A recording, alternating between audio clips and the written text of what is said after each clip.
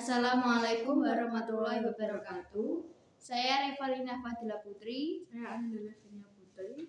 Kami di sini akan menjelaskan tentang materi sejarah kejayaan Islam. Materi yang pertama akan dijelaskan oleh Ananda dan materi yang kedua akan dijelaskan oleh saya sendiri. Silakan simak videonya. Periodisasi sejarah Islam. Berdasarkan pendapat Harun Nasution, sejarah Islam dibagi ke dalam 3 periodisasi, yaitu periode klasik, periode pertengahan, dan periode modern. Yang pertama, periode klasik. Periode klasik dibagi ke dalam 2 fase, yaitu sebagai berikut. A. Fase ekspansi dan integrasi pada tahun 650 sampai 1000 Masehi. B. Fase disintegrasi tahun 1000 sampai 1250 Masehi. Yang kedua, periode pertengahan. Periode pertengahan dibagi ke dalam 2 fase, yaitu sebagai berikut. A. Fase kemunduran tahun 1250 sampai 1500 Masehi. B. Fase munculnya ketiga kerajaan besar tahun 1500 sampai 1800 Masehi. Yang ketiga, periode modern. Periode modern ditandai dengan berakhirnya ekspedisi Napoleon di Mesir pada tahun 1789 sampai 1801 Masehi dan munculnya tokoh-tokoh pembaruan Islam. Kemajuan umat Islam. Masa kejayaan Islam berlangsung pada periode klasik, yaitu sekitar tahun 650 sampai 1250 Masehi. Pada masa tersebut terdapat 2 kerajaan Mekah, yaitu Daulah Umayyah dan Abbasiyah. Daulah Abbasiyah memprioritaskan pengembangan ilmu pengetahuan. Kemajuan umat Islam pada masa itu didorong oleh faktor internal dan eksternal. Yang pertama, faktor internal. Berikut beberapa faktor internal yang mendorong kemajuan umat Islam. A. Umat Islam selalu konsisten dan istiqomah pada ajaran Islam. B. Ajaran Islam sendiri mendorong umatnya untuk maju. C. Islam adalah rahmat seluruh alam. D. Islam adalah agama dakwah. Yang kedua, faktor eksternal. Berikut merupakan faktor eksternal yang mendorong kemajuan umat Islam. A. Terjadinya asimilasi antara bangsa Arab dan bangsa-bangsa lain. B.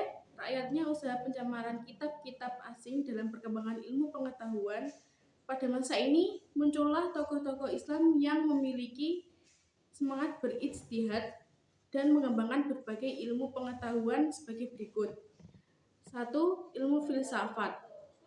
Ilmu filsafat yang terkenal pada masa ini adalah sebagai berikut. A. Al-Kindi tahun 809 sampai 873 Masehi. B. Al-Farabi wafat tahun 916 Masehi. C. Ibnu Sina 980 sampai 1037 Masehi. Yang kedua, bidang kedokteran. Dr. Ilmuwan kedokteran yang lahir pada masa ini sebagai berikut. A. Jabir bin Hayyan wafat 778 Masehi. B. Tabin bin Ruqah 836 sampai 901 Masehi. C. Ar-Razu atau Razis 809 sampai 873 Masehi. Tokoh-tokoh pada masa kejayaan Islam. Yang pertama ada Ibnu Rus. Ibnu Rus adalah salah satu tokoh pada masa kejayaan Islam yang lahir di Spanyol pada tahun 520 Hijriah atau 1126 Masehi.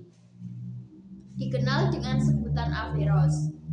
Karyanya yang monumental adalah Bidayat al-Mujtahid dan Kulliyat fi at-Tibb. Yang kedua ada Al-Ghazali pada tahun 450 sampai 505 Hijriah.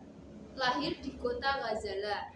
Karena keahliannya di berbagai bidang, ia mendapat gelar Hujatul Islam. Adapun jasa beliau untuk umat Islam, yang pertama, mendirikan madrasah untuk calon ahli fikih di Tus, memimpin madrasah Nizamiyah di Baghdad. Kemudian ada tokoh yang ketiga, yaitu Al-Kindi pada tahun 505 sampai 950 Masehi.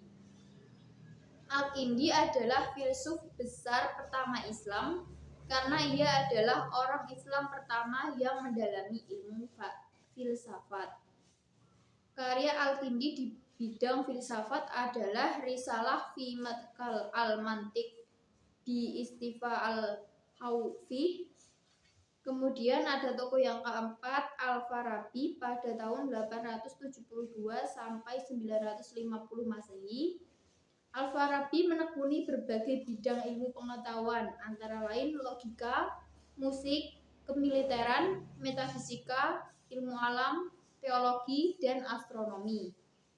Karya ilmiahnya yang terkenal adalah Ar-Rayu Ahlul Al-Madinah wa Al-Fadilah. Kemudian tokoh yang terakhir adalah Ibnu Sina pada tahun 980 sampai 1037 Masehi. Dikenal sebagai Avicenna di dunia barat, adalah seorang filsuf ilmuwan dan dokter kelahiran Persia.